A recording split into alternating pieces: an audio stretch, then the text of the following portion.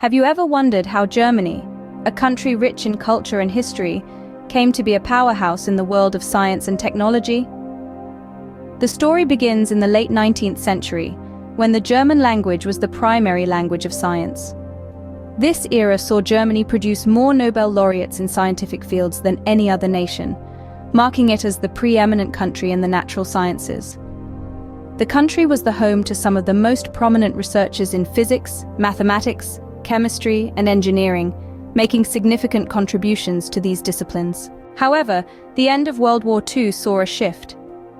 Many of Germany's scientific researchers and teachers had their careers ended by the war, the denazification process, or the American Operation Paperclip and Soviet Operation Osoaviakim.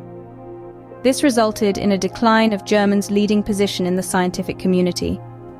Despite these challenges, Germany's commitment to science and technology did not waver.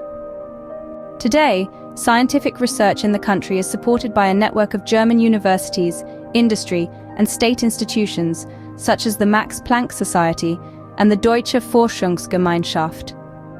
The raw output of scientific research from Germany consistently ranks among the world's highest.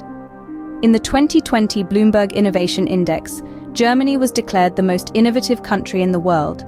By 2023, it ranked 8th in the Global Innovation Index. These achievements are not without support.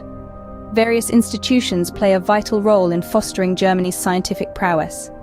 Foundations such as the Alexander von Humboldt Foundation and the Deutsche Forschungsgemeinschaft provide vital funding. Federal agencies like the Federal Ministry for Economics and Technology encourage technological innovation.